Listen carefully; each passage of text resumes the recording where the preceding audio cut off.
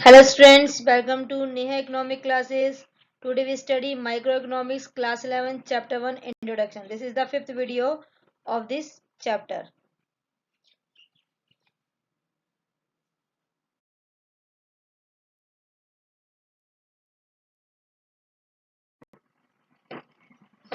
Today we study the concept of marginal rate of substitution. ठीक है, आज हम जो कॉन्सेप्ट पढ़ने वाले हैं वो भी मार्जिनल रेट ऑफ सब्स्टिट्यूशन है, जो कि बहुत ही मेन टॉपिक है जो हमें पढ़ना है.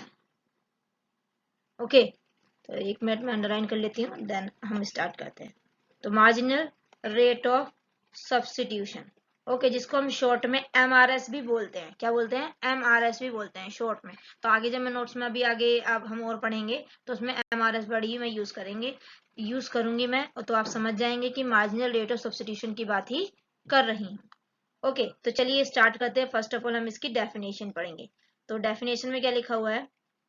Marginal rate of substitution means MRS, ठीक है, is the rate at which the consumer can substitute one to another without changing level of satisfaction. ठीक है, अब हमने इंग्लिश में तो पढ़ लिया, आप समझते हैं कि इसमें क्या कहा गया. तो पहले इस वर्ड का मतलब समझेंगे. मार्जिनल रेट का मीनिंग समझेंगे क्या होता है. मार्जिनल, जैसे इसकी वर्ड से पता चल रहा है मार्जिन, किसी भी चीज का मार्जिन. मैं कह रही हूँ कि मैं शॉप पे गई और मैंने शॉपकीपर से फ्रूटी मांगी. ठीक है, तो फ्रूटी थी 10 रुपीज की और मैंने कहा माजा, उन्होंने कहा 15 रुपीज का. तो उन दोनों के बीच का जो गैप है, 5 रुपीज का जो गैप है, वही कहलाएगा आपका क्या? Marginal rate. क्या कहलाएगा? Marginal rate. ये समझ गए आप मार्जिनल रेट का मतलब. सेकेंडली हम समझते हैं सब्स्टिट्यूशन का मतलब. सब्स्टिट्यूट गुड्स के बारे में आपने अगर नहीं पढ़ा तो बताती हूँ. सब्स्टिट्यूट गुड्स होता है किसी का भी अल्टरनेटिव मौजूद होना. जैसे कि मैं कह रही हूँ मुझे मुझे टी पीनी है, तो मम्मी ने कहा कि टी नहीं है, तो मैंने कहा कॉफी पिला दीजिए. कॉफी, तो टी का सब्स्टिट्यूट क्या हो गया? कॉफी हो गया. इसी तरीके से फ्रूटी का सब्स्टिट्यूट क्या हो गया? स्लाइस, माजा, इस तरीके से. ठीक है, तो सब्स्टिट्यूट इसे बोलते हैं. तो ये वो रेट होता है MRS eight which the consumer can substitute. Consumer क्या करता है? सब्स्टिट्यूट करता है एक गुड्स को दूसरे से without changing the level of satisfaction. Satisfaction उसे उतना ही मिलेगा चाहे वो फ्रूटी पिए चाहे माजा पिए. तो उसी तरीके से अगर किसी शॉपकीपर के पास फ्रूटी नहीं है तो वो कहेगा माजा दे दीजिए, तो उसका लेवल ऑफ सेटिस्फैक्शन चेंज नहीं होगा, सिर्फ उसने गुड को सब्स्टिट्यूट कर दिया. ठीक है, तो वही है कि MRS is the rate at which consumer can substitute one two another without changing the level of satisfaction. चलिए, यहाँ पे एक इक्वेशन सी भी दे रखी है, MRS एट XY. ठीक है, तो MRS अगर एट XY के अकॉर्डिंग देखें तो कैसे आता है? MRS की जो रेशियो हम शो करते हैं वो इस तरीके से करते हैं, लॉस ऑफ Y अपॉन में गेन ऑफ X. ठीक है, लॉस जो होगा वो ऊपर न्यूमरेटर में, गेन ऑफ जो X होगा. ठीक है, ये जरूरी नहीं कि Y पे लॉस हो या X पे ही गेन हो, ऐसा कोई कंपलसरी नहीं है. जिस गुड्स में आपको लॉस हो रहा होगा उसको आपको न्यूमरेटर में रखना है, जिस गुड्स में आपको गेन हो रहा होगा वो आपको डिनोमिनेटर में रखना है. ठीक है, चलिए इसमें से जो क्वेश्चन आता है इन तीनों केसेस में से एक आ सकता है जो कि है टाइप्स ऑफ MRS. MRS हमारा तीन तरीके का होता है, एक increasing rate of substitution, decreasing rate of substitution and third is constant rate of substitution. तो इसे वन बाय वन हम इसे पढ़ेंगे. ठीक है, चलो आगे हम पहला वाला स्टार्ट करते हैं.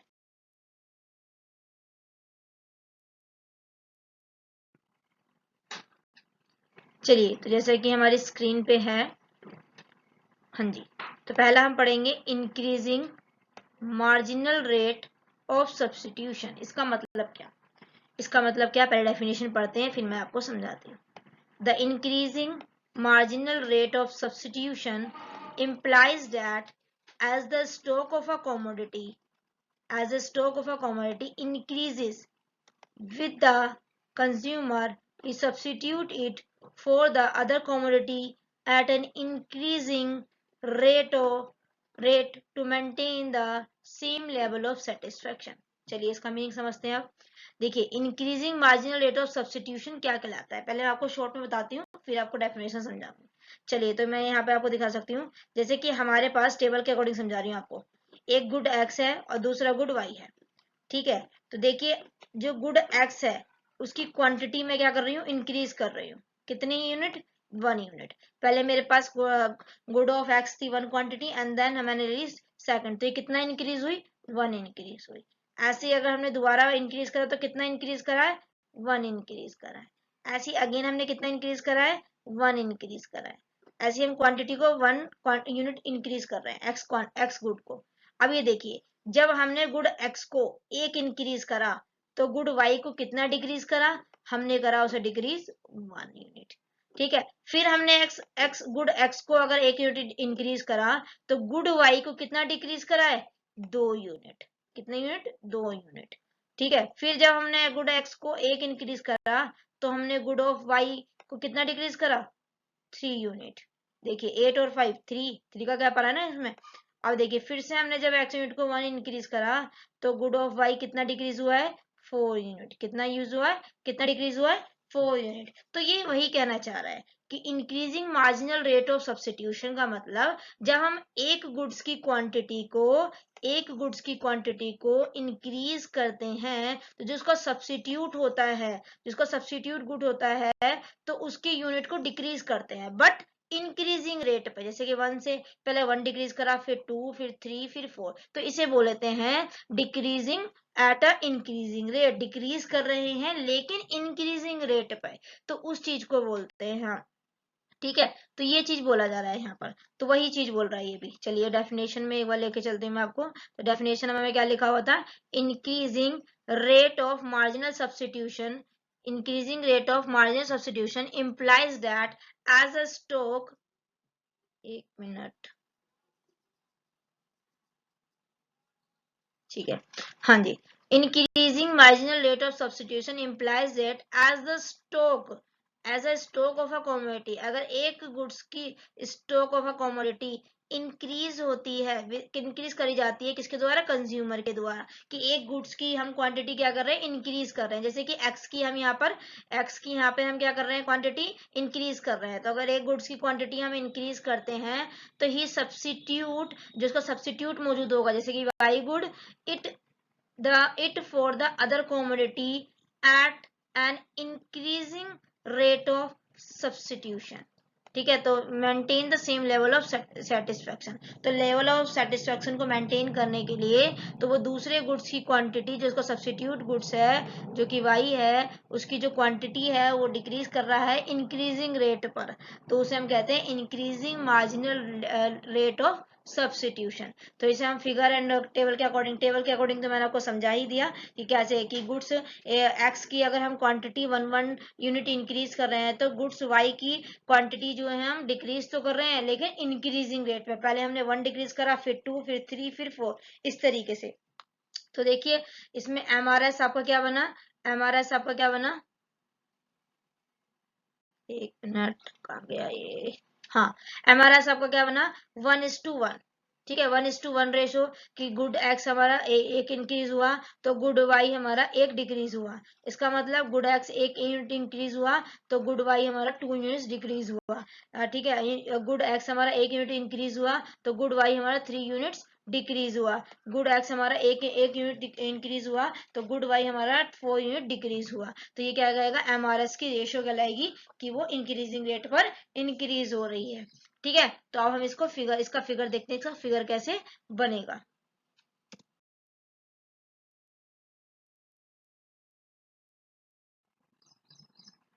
चलिए, जैसे कि फिगर है यहाँ पर, तो देखिए यहाँ पे जो इसकी शेप है वो कौन सी शेप है, कॉनकेव शेप है। कौन सी शेप है, कॉनकेव शेप है, जैसे कि यहाँ पे दिख रही है। इसका फिगर आपको एक उस शेप की तरह लग रहा होगा जो मैंने पहले क्लास में बताया था। क्या बताया था मैंने, पी पी सी, क्या बताया था, PPC, PPC, production possibility curve, जिसको हम पीपीएफ भी बोलते हैं, प्रोडक्शन पॉसिबिलिटी फ्रंटियर। ठीक है, वही बोलते हैं हम। तो पीपीसी की शेप की तरह लग रहा, ये दिख रहा होगा आपको। तो उसमें मैंने जब भी बताया था आपको कि जो हमारा पीपीसी है वो इस लो पे डिपेंड होता है। जब मेरे उस वाली इसका डिस्क्रिप्शन में आपको इसका पीपीसी वाली वीडियो का डिस्क्रिप्शन आपके लिंक में, मैं डिस्क्रिप्शन में इसका लिंक छोड़ दूंगी, वहां पे आप देख लीजिएगा। ठीक है। तो वहां मैंने बताया था, वहां पे लिखा भी हुआ था प्रोडक्शन पॉसिबिलिटी कर्व, ठीक है। इन प्रोडक्शन पॉसिबिलिटी कर्व इस कॉनकेव की, जो प्रोडक्शन पॉसिबिलिटी कर्व की जो शेप होती है वो कॉनकेव होती है। तो उसमें उसके अंदर लिखा हुआ था कॉनकेविटी of PPC is based on the increasing rate of marginal substitution, ठीक है। तो वो इस पे डिपेंड होता है, इस लो पर। तो मैंने बताया था ना आपको, आगे हम डिस्कस करेंगे, तो वो यही था, ठीक है। तो जो पीपीसी की जो शेप होती है कॉनकेव वो इस लो पे डिपेंड करती है, किस पर, increasing marginal rate of substitution पे डिपेंड करती है। इसीलिए बोला गया था कि कॉनकेविटी of PPC is based on the MRS, ठीक है, इंक्रीजिंग एमआरएस पे डिपेंड करती है। तो वहां पे ये बताया गया था, तो यही उसमें लो था जब वहां अप्लाई हुआ। तो देखिए यहाँ per unit of Y goods की हमने वाई एक्सिस पे डिनोट करी है, यूनिट ऑफ एक्स गुड्स की हमने एक्स एक्सिस पे डिनोट करी है, ठीक है। क्योंकि वाई एक्सिस के गुड्स हमारे डिक्रीज हो रहे थे, तो ये देखो डिक्रीज दिखा रहा है, और यूनिट ऑफ गुड एक्स की क्या हो रही थी, इंक्रीज हो रही थी, तो इस तरीके से दिखा रहा है। इसीलिए ये हमारा कैसा शेप है, डाउनवर्ड बना है। क्या बना है, डाउनवर्ड बना है, डाउनवर्ड शेप बनी है इसकी, ठीक है, डाउनवर्ड बनी है। तो ये किस केस में बनता है, increasing MRS at X Y की शेप में ये बनता है, ठीक है। पीपीसी की शेप भी इस पे ही डिपेंड होती है, जैसे कि हमने डिस्कस करा था, वहां भी बताया था मैंने कि एमआरएस के इंक्रीजिंग लो पे डिपेंड करता है, तो ये वही लो है, ठीक है। चलिए हम दूसरा लो पढ़ते हैं इसका।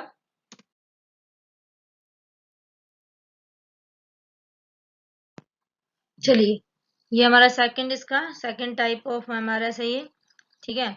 तो इसको हम पढ़ते हैं। अब ये दूसरा वाला हमारा क्या है, decreasing MRS, MRS means marginal rate of substitution, ठीक है। तो डिक्रीजिंग एमआरएस के बारे में पढ़ते हैं, पहले इसकी डेफिनेशन पढ़ते हैं हम।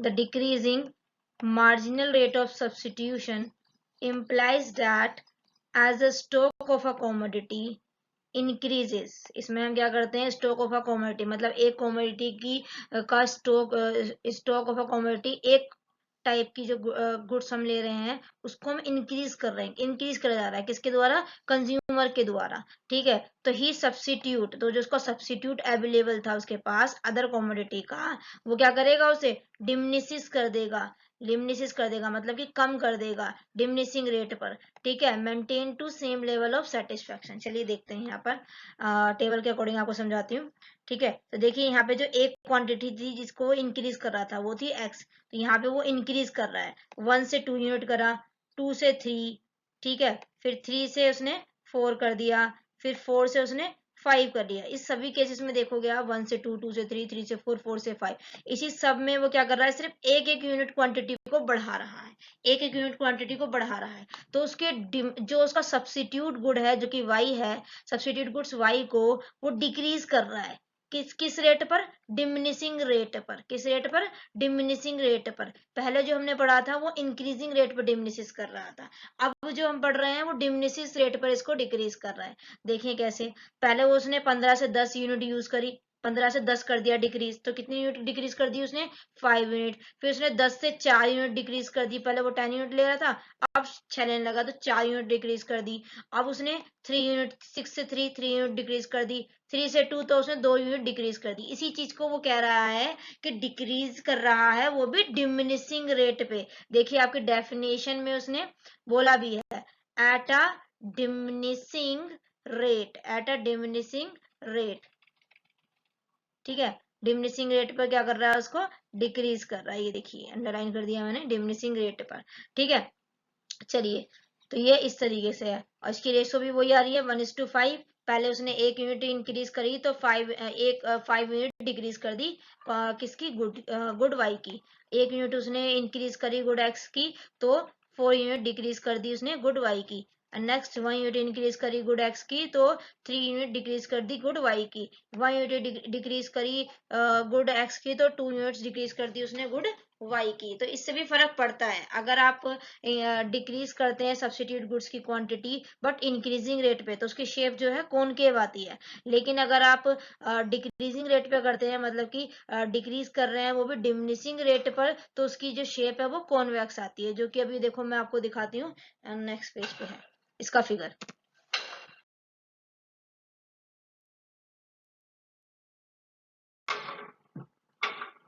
देखिए यहाँ पर आपको दिख रहा है ये, ठीक है। तो जैसे कि यहाँ पे दिख रहा है जो आपकी शेप है वो कौन सी शेप है, वो आपकी कॉन्वेक्स शेप है। तो डिक्रीजिंग रेट पे ये वाली शेप आ जाती है, ये वाली शेप आ जाती है, ये वाली। ठीक है, तो इसे बोलते हैं कॉन्वेक्स शेप। ठीक है, अगर डिक्रीजिंग रेट पे होगा तो ये कॉन्वेक्स शेप आएगी, और इंक्रीजिंग रेट पे होगा तो कॉनकेव शेप आएगी, कॉनकेव। ठीक है, तो यही है इसमें। तो in case of decreasing rate वही कॉम्बिनेशन लिया है, A B C D E इस तरीके से, और इसको क्या कहते हैं, वाई एक्सिस को डिनोट करा यूनिट ऑफ गुड एक्स से, और एक्स एक्सिस को डिनोट करा यूनिट्स ऑफ गुड एक्स से।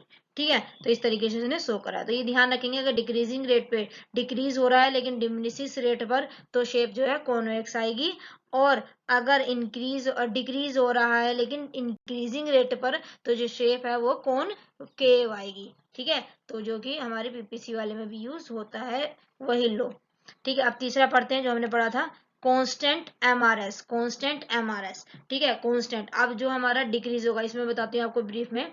अब जो हमारा होगा, अगर हम unit of good x increase करेंगे तो यूनिट ऑफ गुड वाई को हम डिक्रीज तो करेंगे लेकिन कांस्टेंट रेट पे। जैसे कि अगर हम गुड एक्स की एक यूनिट डिक्रीज करते हैं तो गुड वाई की भी एक ही यूनिट डिक्रीज करेंगे। गुड एक्स की एक यूनिट इंक्रीज तो गुड वाई की एक यूनिट डिक्रीज करेंगे, तो उसे बोलते हैं कांस्टेंट रेट पर। सिंपल कांस्टेंट रेट पर वो डिक्रीज होता चला जाएगा। तो एमआरएस इज द कांस्टेंट जब होगा, जब if to obtain one more unit of good X only one unit of Y is sacrificed. अगर हम गुड एक्स की एक यूनिट क्या करते हैं, इंक्रीज करते हैं, तो गुड वाई की सिर्फ एक यूनिट सैक्रिफाइस करेंगे to maintain the same level of satisfaction, ताकि सेम लेवल ऑफ सेटिस्फेक्शन हमें मिल सके। तो हम इसे it can be show with the help of following table and figure के अकॉर्डिंग देखते हैं। चलिए,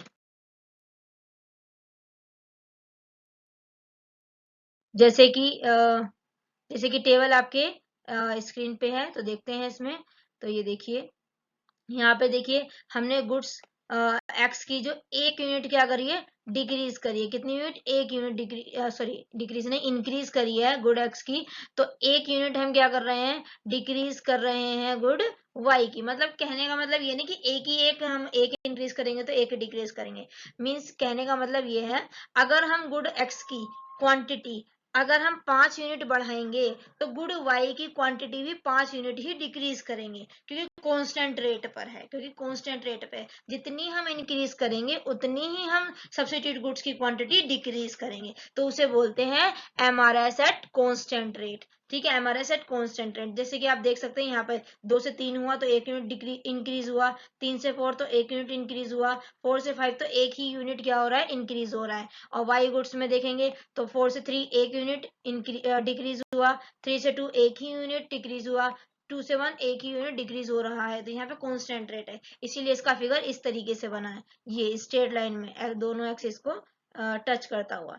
ठीक है, इस तरीके से बना है, तो इसे बोलते हैं स्ट्रेट लाइन। इनकी शेप के नाम भी आपको याद करने हैं। ठीक है, इसे बोलते हैं स्ट्रेट लाइन। ठीक है, और ये किस केस में बनता है, कांस्टेंट एमआरएस के केस में बनता है। Thank you. अब यहाँ तक आपका ये टॉपिक खत्म हो गया, और thank you to watch my video. Please share, subscribe and comment my video.